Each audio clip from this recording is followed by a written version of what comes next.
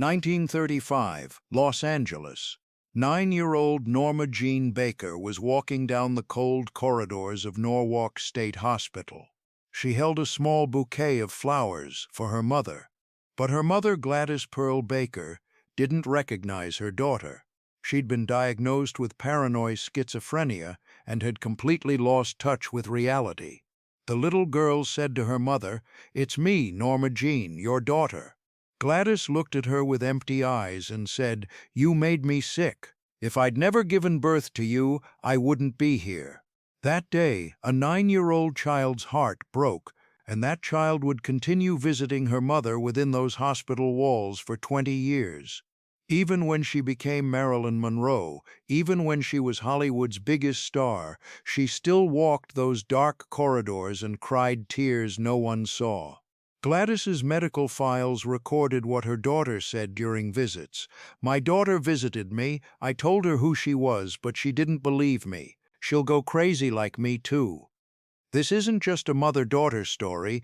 This is the story of mental illness, abandonment, and trauma passed down through generations. If you want to follow this story, please subscribe and turn on the notification bell. Because Marilyn Monroe's relationship with her mother was one of the most painful and most secret parts of her life. Gladys Monroe was born in Mexico in 1902. Her family was poor but solid. Gladys attracted attention with her beauty from a young age: long brown hair, blue eyes, and an attractive smile. In 1917, when she was only 15, she made her first marriage. Her husband, Jasper Baker, was a few years older and worked at a steel factory. They had 2 children, a boy and a girl. But the marriage wasn't happy. Jasper was a harsh and controlling man. Gladys felt imprisoned at home. In 1921, Gladys made a bold decision and ran away from home. She left her children with Jasper and went to Los Angeles. This decision would follow her for years, because in that era, a woman who abandoned her children was unforgivable in society's eyes. But Gladys chose freedom. In Los Angeles, she found work in the film industry. She started working as a film cutter at Consolidated Film Industries. This job was quite good by 1920s standards. It was a technical position for women, and Gladys was good at her job. But Gladys's mental health was already problematic during that period. Schizophrenia ran in the family. Her grandmother and grandfather had died in mental institutions. Gladys herself showed mood swings, paranoia, and strange behaviors. In 1924, she made her second marriage. Her husband, Martin Edward Mortensen, was a man of Scandinavian descent, but the marriage was short-lived. They separated the same year. In 1926, Gladys started a relationship with another man, probably Charles Stanley Gifford. She got pregnant from this relationship. On June 1, 1926, Norma Jean Baker was born, but Gladys wasn't ready to take care of a baby. Her mental health was poor, her financial situation was difficult, and she was alone. In the years after Norma Jean's birth, Gladys placed the baby with different foster families. She continued working but couldn't take on the responsibility of motherhood. By 1933, Gladys's condition had become critical. Her paranoia intensified. She thought neighbors were following her, trying to poison her food. She started having hallucinations, hearing voices from the walls, talking to people who didn't exist. One day, while working, she completely lost control. She started screaming, threw things, and attacked her colleagues. Security was called and Gladys was forcibly taken away. First, she was taken to the psychiatric ward at General Hospital. The evaluation there diagnosed paranoid schizophrenia. Doctors said Gladys could be dangerous and needed long-term treatment. On June 13, 1933, Gladys was officially admitted to Norwalk State Hospital. This was a large state mental hospital near Los Angeles. At the time, conditions in such hospitals were terrible: overcrowded, understaffed, primitive treatment methods, but there was no other option.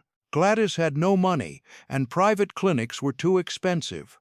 At Norwalk, Gladys was given a number, patient 137. She was no longer a name, just a number.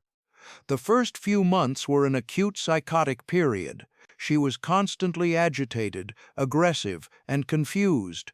Doctors gave her heavy sedatives. Some days she was so drugged that she didn't have the strength to get out of bed. Treatment options were limited. At the time, antipsychotic drugs hadn't been invented yet. Doctors only had sedatives, cold water baths, and isolation cells at their disposal. Gladys experienced all of these treatments, and none of them really worked. In 1935, 9-year-old Norma Jean visited her mother at the hospital for the first time. Her foster family didn't want to take her, but social services said the mother-daughter bond needed to be maintained. Norma Jean was excited. She would see her mother, maybe she could come home. But when she arrived at the hospital, she was disappointed. The building was terrible. High walls, iron bars, screaming sounds from everywhere. When they went inside, the smell of disinfectant and urine burned her nose. The corridors were dark and cold. When they entered Gladys's room, Norma Jean couldn't recognize her mother. Gladys had become very thin, her hair was disheveled, and her eyes were empty. Norma Jean held out the flowers. Gladys looked at the flowers but didn't take them. Then she looked at the girl, a long, deep look. Norma Jean smiled hopefully. "Mother, it's me, Norma Jean," she said. Gladys's face changed, an expression mixing anger, blame, and pain. "You," she said, her voice harsh and cold. "You made me sick. If I hadn't given birth to you, I wouldn't be here." Norma Jean didn't know what to say. Tears filled her eyes. Her foster family took her outside. In the car, Norma Jean cried silently. "Why doesn't she love me?" she asked. Her foster mother hugged her and said, "She's sick, it's not your fault." But Norma Jean never forgot those words, and she never stopped blaming herself. This first visit was the beginning of a pattern that would repeat in the following years. Norma Jean would come with hope, leave with disappointment. In the 1940s, Norma Jean grew into a young woman. She grew up in different foster families, some good, some bad. But there was always an emptiness inside, growing up without a mother. Gladys was still at Norwalk. From time to time, her condition would improve slightly, and she'd accept visitors. Norma Jean would go once a month or once every 2 months.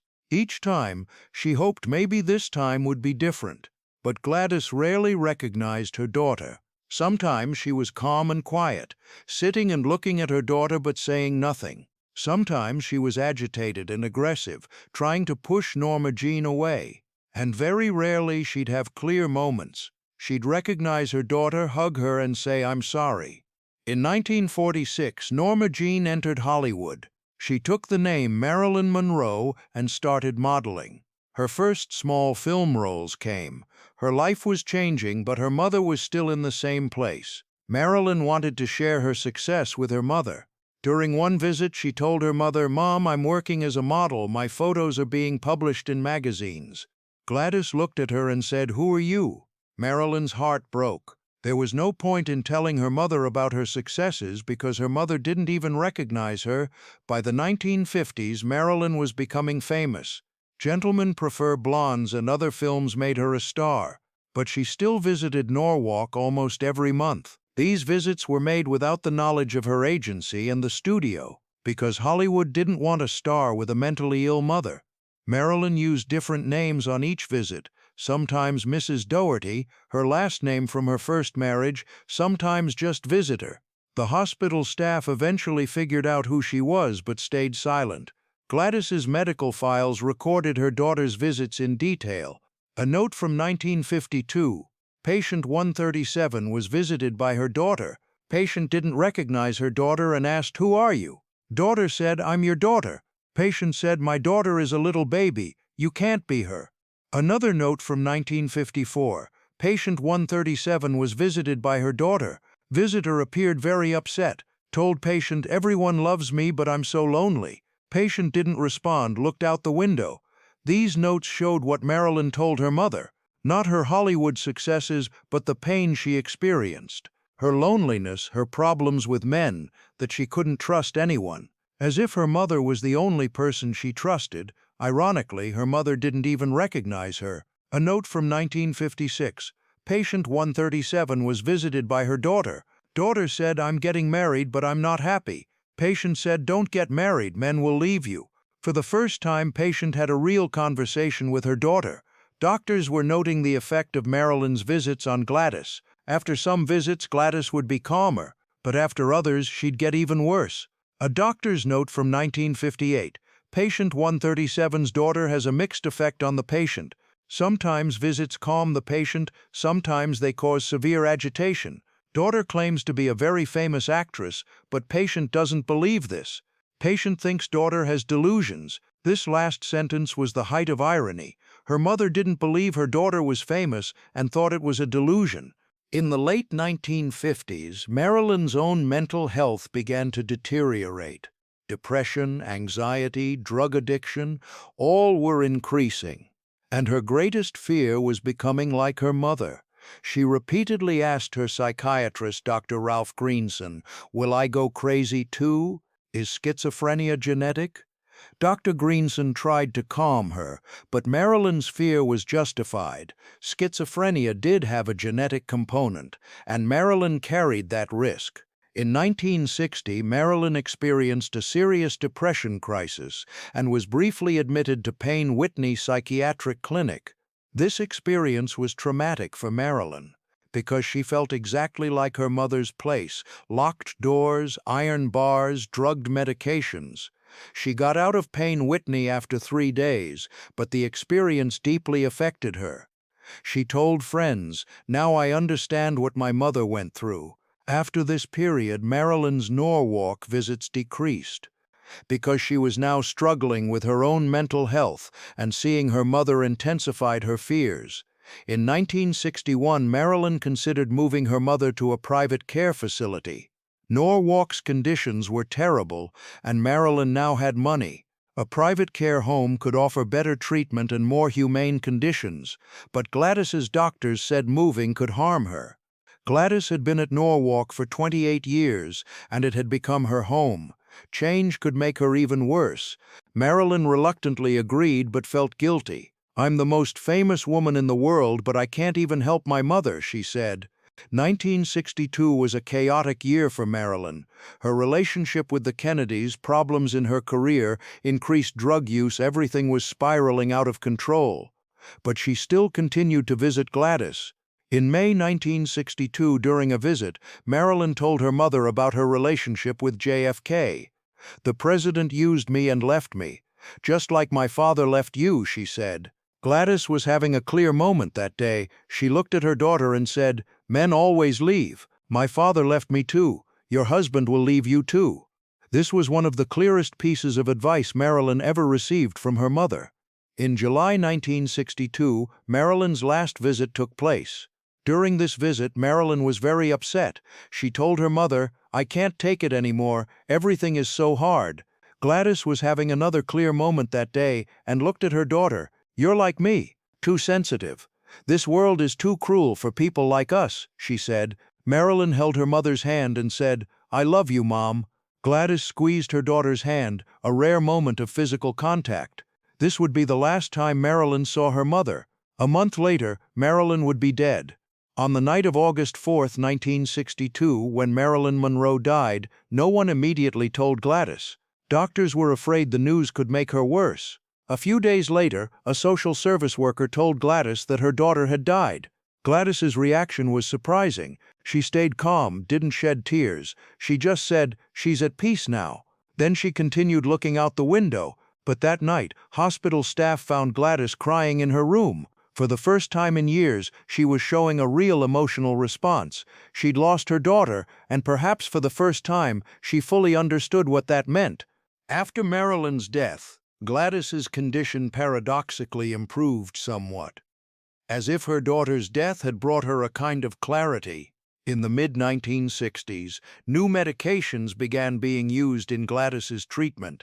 Antipsychotics were now available. These drugs didn't completely eliminate the symptoms, but they made her life more livable. Gladys was less agitated, less paranoid. Some days she seemed almost normal.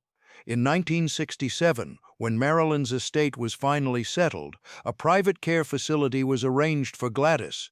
Rockhaven Sanitarium, near Pasadena, was a private mental hospital and care home for women. It was much better than Norwalk, Smaller, cleaner, more humane. When Gladys moved there, she was 65 years old and had spent 34 years of her life in mental institutions. At Rockhaven, she had her own room, could walk in the garden, and could socialize with other patients. During her years at Rockhaven, Gladys rarely had visitors. Marilyn's relatives would occasionally come. Marilyn's half-sister Bernice visited a few times, but Gladys was alone most of the time. Sometimes she'd talk about Marilyn. "My daughter was famous, wasn't she?" she'd ask. Staff would say, "Yes, she was very famous." Gladys would nod, but it was unclear whether she fully grasped what that meant. They suggested she watch Marilyn's movies, but Gladys didn't want to. "She's gone now. Why would I watch?" she said. In the late 1970s, Gladys's physical health began to deteriorate. She was aging, and the side effects of years of medication use were emerging. But mentally, strangely, she'd become more stable. Hallucinations were now rare. Her paranoia had decreased. It was as if the schizophrenia had lightened with age. This was a known pattern of the disease. Gladys had become a quiet, withdrawn but calm old woman. One of Marilyn's greatest fears was inheriting her mother's illness, and this fear wasn't completely unfounded. Schizophrenia had a strong genetic component. In Gladys's family, schizophrenia was widespread. Her grandmother and grandfather had died in mental institutions. Marilyn herself didn't develop schizophrenia, but she experienced depression, anxiety, and personality disorders. This was partly the result of genetic predisposition, partly the result of childhood trauma. Modern psychiatry better understands Marilyn's condition. Someone whose mother was in a mental institution, who was abandoned in childhood, who experienced multiple traumas. It was almost inevitable that such a person would have mental health problems. Marilyn's drug addiction, relationship problems, and suicide attempts all were symptoms of unresolved childhood trauma and genetic predisposition. If Marilyn were alive today, she would probably be diagnosed with complex post-traumatic stress disorder and borderline personality disorder. But in that era, such nuanced diagnoses didn't exist. Marilyn was just seen as a difficult woman, emotional, unstable, unreliable. Hollywood didn't take her mental health problems seriously. Studios wanted her to make more films, doctors gave her more pills, and no one tried to solve the real problem. And Marilyn, like her mother, was failed by the system. The story of Gladys and Marilyn is a painful example of how mental illness is passed down through generations. Gladys's own childhood trauma triggered her mental illness. Her mental illness caused her to abandon Marilyn. The abandonment created Marilyn's own trauma, and this trauma led to Marilyn's own mental health problems. A cycle, unbroken, continuing through generations. Gladys Pearl Baker died on March 11, 1984. She was 81 years old. The cause of death was heart failure. In her final years, she'd lived a quiet life at Rockhaven. When she died, very few people were aware. A small funeral service was held, and Gladys was buried in a Los Angeles cemetery. Her tombstone simply read, "Gladys Pearl Baker, 1902. There was no mention that she was the mother of her daughter. Gladys had spent 51 years of her life in mental institutions and care homes, away from her children, isolated from society, disconnected from reality. But at the same time, she had a special bond with her daughter Marilyn. For 20 years, Marilyn had visited her. Each visit was painful for both of them, but at the same time there was an invisible thread connecting them. Even though Marilyn had been abandoned by her mother, she never abandoned her, and this was one of the strongest aspects of Marilyn's character: her loyalty, her hopefulness, and her forgiveness. Marilyn Monroe's relationship with her mother was one of the most complex and painful aspects of her life. Gladys was physically there, in the mental hospital, still alive, but emotionally and mentally absent. This was a special kind of loss for Marilyn. She couldn't lose her mother because she was still alive, but she couldn't have her either because her mother didn't recognize her. This ambiguity followed Marilyn throughout her life. Marilyn's Norwalk visits showed the essence of who she was. Even when she was the most famous woman in the world, she walked those dark corridors every Sunday. From Hollywood glamour to the silence of a mental institution, And there she sat with her mother, sometimes silently, sometimes crying, sometimes talking hopefully. These visits showed Marilyn's loyalty, her love, and her vulnerability. Today, when we think of Marilyn Monroe, we usually see the white dress, platinum hair, and sexy smile. But behind this image was a woman struggling with a mentally ill mother, experiencing abandonment trauma, and afraid of her own mental health. The story of Gladys and Marilyn isn't just their story, it's the story of the stigma of mental illness, the inadequacy of social systems, and trauma passed down through generations. If Gladys were alive today, she would probably receive much better treatment. Modern antipsychotics, therapy, and social support could have dramatically changed her life. And if Marilyn were alive today, she could receive trauma-focused therapy, proper diagnosis, and perhaps escape the tragic ending. But in that era, both were failed by the system. In Marilyn's last visit, saying "I love you" to her mother showed her forgiving nature. Gladys had said terrible things to Marilyn, blamed her and abandoned her, but Marilyn still loved her. And this love was perhaps both Marilyn's greatest strength and greatest weakness, because loving meant suffering. And Marilyn suffered greatly throughout her life. Norwalk State Hospital no longer exists. The building was demolished and modern structures were built in its place.